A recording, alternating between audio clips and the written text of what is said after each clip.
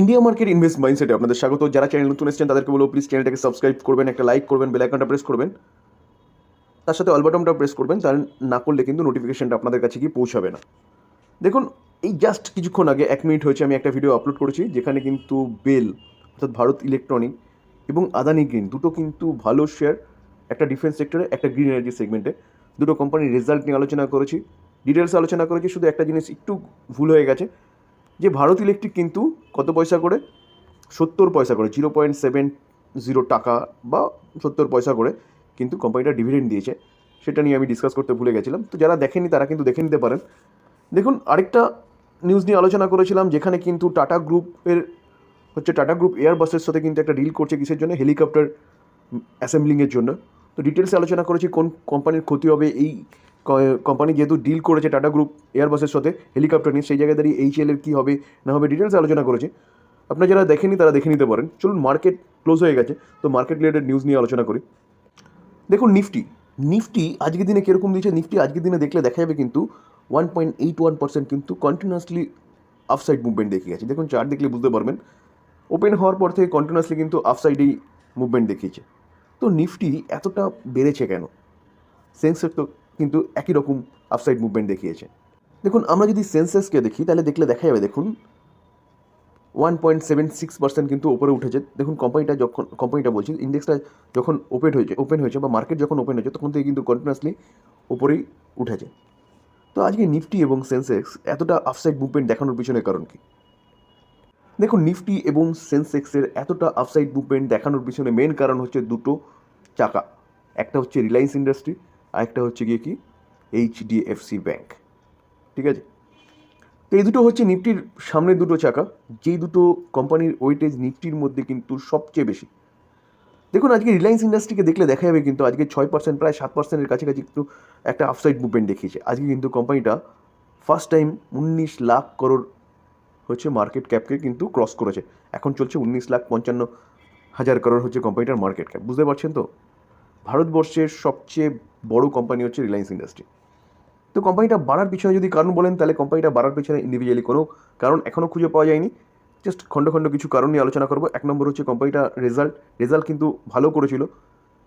তো সেই সময় কিন্তু মার্কেটে সেল অফ চলছিল বলে কোম্পানিটাও নিচে নেমেছিল।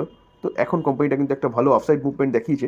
তার পাশাপাশি যদি আরেকটা কারণ বলেন, আরেকটা কারণ হচ্ছে ব্রেন্ট ক্রুড। দেখুন, ব্রেন্ট ক্রুড আজ কিন্তু মানে ভালো বেড়েছে। দেখুন, 80কে ক্রস করে কিন্তু হচ্ছে 83তে চলে গেছে। কেন? কারণ রেড সিতে কিন্তু যে ক্রাইসিস চলছে, তার জন্যে কিন্তু ব্রেন্ট ক্রুড কন্টিনিউয়াসলি আফসাইড মুভমেন্ট দেখিয়েছে। প্রায় 8 মাস পরে কিন্তু ব্রেন্ট ক্রুড 80 ঘর ক্রস করেছে। তো এটাও কিন্তু একটা কারণ বলতে পারেন, কারণ রিলায়েন্স ইন্ডাস্ট্রির একটা ভালো বিজনেস কিন্তু এই ক্রুড অয়েলকে নিয়ে। তো এটাও একটা কারণ হতে পারে আজকে রিলায়েন্স ইন্ডাস্ট্রি এতটা বাড়ার পিছনে। তো ওভারঅল যাই হোক, আজকে রিলায়েন্স ইন্ডাস্ট্রি এতটা বেড়েছে। দেখুন, ভালো কোম্পানি, কাজ ভালো করেছে, রেজাল্ট ভালো করেছে, তো স্বাভাবিকভাবে আফসাইড মুভমেন্ট তো দেখাবেই কখনো না কখনো। তো সেই জায়গায় দাঁড়িয়ে কোম্পানি আজকে আফসাইড মুভমেন্ট দেখিয়েছে। তো এই কোম্পানিটা বাড়ার একটা অন্যতম কারণ হচ্ছে, মানে এই কোম্পানিটা বেড়েছে বলে কিন্তু আজকে নিফটি বা সেন্সেক্স কিন্তু এতটা বাড়ার পিছনে কারণ বলতে পারেন। দেখুন, 1 বছরে কোম্পানিটা কীরকম 22% রিটার্ন দিয়েছে। ঠিক আছে, আমরা যদি দেখি কোম্পানিটা 5 বছরে, দেখুন 5 বছরে এত বড় কোম্পানি 133%, অর্থাৎ 5 বছরে কিন্তু ডবলের বেশি কোম্পানিটা কিন্তু তার ইনভেস্টারদের বানিয়ে দেওয়ার ক্যাপাবিলিটি আছে এখনও।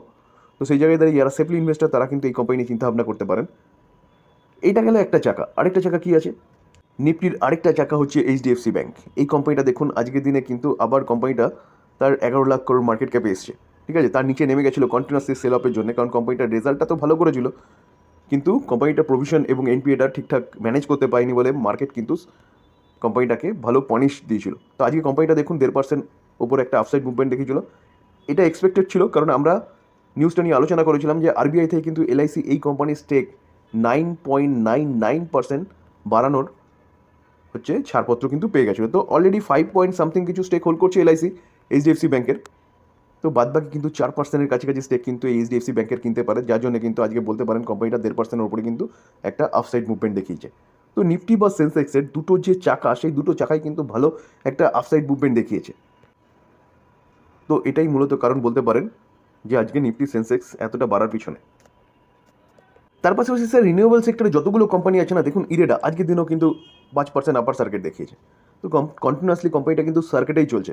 আমরা যদি 5 দিনেরও রিটার্ন দেখি, 5 দিনে 42%, 43% রিটার্ন দিচ্ছে, কন্টিনিউয়াসলি কিন্তু সার্কিটে চলছে, ঠিক আছে। আমি যদি কোম্পানিটার 1 মাসে রিটার্ন দেখি, দেখুন 1 মাসে 70% রিটার্ন দিচ্ছে। একে তো কোম্পানিটার রেজাল্ট ভালো হয়েছে, 2 নম্বর কোম্পানিটা নিয়ে কিন্তু একের পর এক নিউজ পাওয়া যাচ্ছে। তো বাজেটেও কিন্তু মার্কেট এক্সপেক্ট করছে যে বাজেটে একটা ভালো পজিটিভ নিউজ কিন্তু রিনিউয়েবল সেক্টর নিয়ে আসতে পারে। তার পাশাপাশি আরেকটা নিউজ কিন্তু পাওয়া যাচ্ছে, যার জন্যই রিনিউয়েবল সেক্টরের কিন্তু যতগুলো কোম্পানি, যেমন টাটা পাওয়ার, দেখুন টাটা পাওয়ারও কিন্তু 5%-এর কাছাকাছি কিন্তু একটা আপসাইড মুভমেন্ট দেখিয়েছে। দেখুন আদানি পাওয়ারকে দেখলে দেখা যাবে কিন্তু আজকে 5% একটা কিন্তু আপার সার্কিট মেরেছে। দেখুন আরইসি কিন্তু আজকের দিনে 6% এর 6.5%-এর কাছাকাছি আপসাইড মুভমেন্ট দেখি কিন্তু আজকের দিনে এই কোম্পানিটা তার ফ্রেশ হাই কিন্তু টাচ করেছে আবার 505.60। পিএফসি অর্থাৎ পাওয়ার ফাইন্যান্স কর্পোরেশন লিমিটেড আজকের দিনে কিন্তু এই কোম্পানিটাও তার হাই মেরেছে। দেখুন 448-এ গিয়ে তার কিন্তু হাই মেরেছে, সেই কাছাকাছি কিন্তু কোম্পানিটা ক্লোজ দিয়েছে কত পার্সেন্ট, প্রায় 7.5% কিন্তু একটা আপসাইড মুভমেন্ট দেখিয়েছে।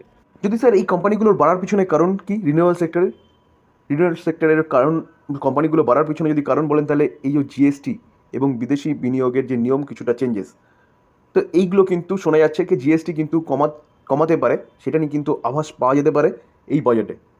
এটাও কিন্তু রিপোর্টের মাধ্যমে পাওয়া খবর, যেটা আমি কালকেই এই খবরটা নিয়ে আলোচনা করেছি। যারা দেখেনি তারা কিন্তু দেখে নিতে পারেন।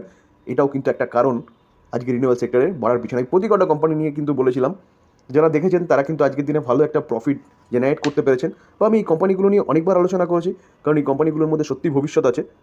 তো সেই জায়গায় দাঁড়িয়ে স্যার এই কোম্পানিগুলো নিয়ে চিন্তাভাবনা করতে পারেন। আর আমার চ্যানেলের সাথে যুক্ত থাকলে কিন্তু এই ধরনের ব্রেকিং নিউজগুলো নিয়ে কিন্তু আমি আলোচনা করি যখনই মার্কেটে পাওয়া যায়, তো আপডেট থাকতে পারবেন কিন্তু স্যার। তো এই জন্যই বলছি, চ্যানেল নতুন এসেছেন তাদেরকে বলবো চ্যানেলটাকে সাবস্ক্রাইব করতে, লাইক করতে, বেল আইকনটা প্রেস করতে, তার সাথে অল বাটনটাও প্রেস করতে। দেখুন এসজিভিএন যে কোম্পানিটা, সেই কোম্পানিটা কিন্তু আজকের দিনে দেখুন প্রায় 12%-এর কাছাকাছি আপসাইড মুভমেন্ট দেখিয়েছে। তো কোম্পানিটা বাড়ার পিছনে কারণ কি, চলুন কোম্পানিটা বাড়ার পিছনে কী কারণ আছে সেটা একটু আলোচনা করি। দেখুন প্রথমত হচ্ছে কোম্পানিটা রিনিউয়েবল সেক্টরে কাজ করে, সোলার এনার্জি বলুন, হাইড্রো এনার্জি বলুন, এসব নিয়ে কাজ করে। তো সেই ক্ষেত্রে তো একটা কারণ এখানেই বোঝা যাচ্ছে। তার পাশাপাশি আমি জিএসটি কমের কথা বলছিলাম, রিপোর্টের মাধ্যমে পাওয়া খবর আগের দিন আলোচনা করেছি, যেটা একটু আগে দেখাচ্ছিলাম, সেটাও একটা কারণ। তার পাশাপাশি কিন্তু আরেকটা কারণ আছে, কারণ কোম্পানিটা কিন্তু কন্টিনিউয়াসলি তার বিজনেসটা কিন্তু বাড়াচ্ছে। আজকের দিনে এই কোম্পানিটা কিন্তু তার 52 হাই কিন্তু টাচ করেছে। তো টাচ করার পিছনে কারণ কি, কোম্পানিটা কিন্তু 100 মেগাওয়াট সোলার প্রজেক্ট কিন্তু উইন করেছে। কোম্পানি তার সাবসিডারি যে আছে সেই কোম্পানিটা অর্থাৎ এসজিভিএন গ্রিন এনার্জি লিমিটেড, এই কোম্পানিটার মাধ্যমে কিন্তু 550 করোড় একটা প্রজেক্ট কিন্তু কী করেছে, উইন করেছে, যেটা পাওয়া গেছে কোথা থেকে, গুজরাটের ঊর্জা বিকাশ নিগম থেকে, ঠিক আছে। তাহলে গুজরাটের ঊর্জা বিকাশ নিগম সেই কোম্পানিটা কিন্তু এসজিভিএন যে কোম্পানিটাকে, সেই কোম্পানিটাকে কিন্তু কত 100 মেগাওয়াট সোলার পাওয়ার প্রজেক্ট হচ্ছে একটা অর্ডার কিন্তু দিয়েছে। মূলত এই কারণের জন্য কিন্তু এসজিভিএন এই কোম্পানিটা আজকে 12%-12%-এর কাছে কিন্তু আপসাইড মুভমেন্ট দেখছে। দেখুন এই কোম্পানিটা কিন্তু আমি বিগত প্রায় 7-8 মাস ধরে আপনাদের সাথে আলোচনা করছি। দেখুন এক বছরে কোম্পানিটা কত 287% রিটার্ন দিয়েছে। আমরা যদি কোম্পানিটার 5 বছর রিটার্ন দেখি, দেখুন 5 বছরে 421% রিটার্ন দিচ্ছে। 421% কিন্তু 1.5 থেকে 2 বছরের মধ্যে কিন্তু রিটার্নটা এসছে। কারণ কোম্পানিটা জবের থেকে রিনিউয়েবল সেক্টর নিয়ে, অবশ্যই কোম্পানিটা আগের থেকে রিনিউয়েবল সেক্টর নিয়ে কাজ করতো। তো এই কোম্পানিটার বিজনেস যখন এক্সপ্যান্ড করতে শুরু করেছে, বা গভর্নমেন্ট যখন থেকে রিনিউয়েবল সেক্টর নিয়ে কাজ করতে শুরু করে, তখন থেকে কিন্তু কোম্পানিটা ভালো একটা আপসাইড মুভমেন্ট দেখাতে শুরু করেছে। তো স্যার আপনারা কিন্তু এই কোম্পানি নিয়েও চিন্তাভাবনা করতে পারেন। দেখুন আমরা যদি ম্যাক্সিমাম চার্ট প্যাটার্ন দেখি, তাহলে ম্যাক্সিমাম চার্ট প্যাটার্ন দেখতে দেখা যাবে কোম্পানির বিজনেসে আগে কোনো দম ছিল না, কারণ গভর্নমেন্ট সেভাবে কিন্তু এই রিনিউয়েবল সেক্টর নিয়ে চিন্তাভাবনা করছিল না। তো এটাই সুযোগ স্যার, জাস্ট অনলি ফর শুরু রিনিউয়েবল সেক্টরের পথ চলা। তো সেই জায়গায় দাঁড়িয়ে কিন্তু এই কোম্পানিগুলো অনেক দূর পর্যন্ত যাবে। দেখুন ওএনজিসিকে দেখলে দেখা যাবে আজকে দেখুন ওএনজিসি প্রায় 9%-এর কাছাকাছি কিন্তু একটা আপসাইড মুভমেন্ট দেখিয়েছে।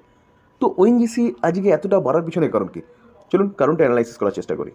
দেখুন ওএনজিসি আজকে 52 খাই মেরেছে। তো 52 খাই মারার পিছনে কারণ হচ্ছে ক্রুড অয়েলের জাম্প। ক্রুড অয়েল কেন জাম্প করেছে, রেড সি ক্রাইসিস। একটু আগেই বললাম যে রেড সি ক্রাইসিসের জন্য কিন্তু আরআইএল অর্থাৎ রিলায়েন্সও কিন্তু একটা ভালো আপসাইড মুভমেন্ট দেখিয়েছে। তো এই ওএনজিসিও কিন্তু একটা ভালো আপসাইড মুভমেন্ট দেখিয়েছে আজকে।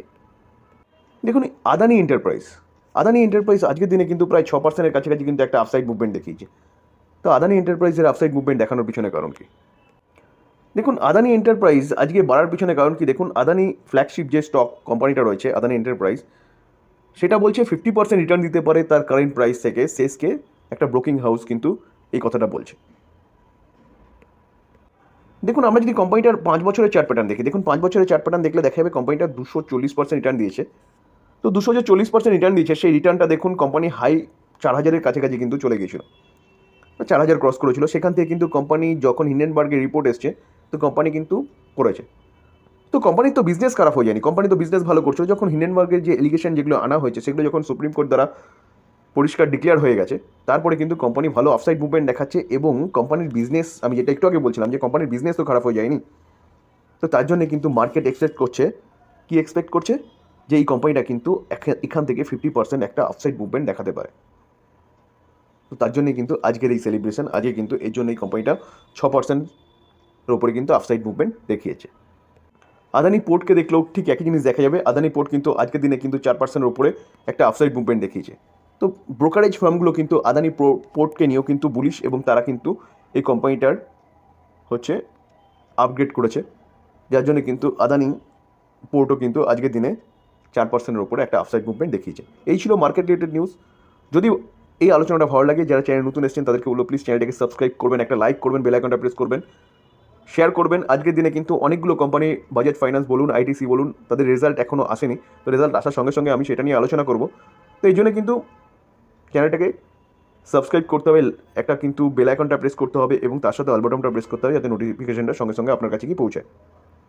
তো এই ছিল আলোচনা। থ্যাংক ইউ, ভালো থাকবেন।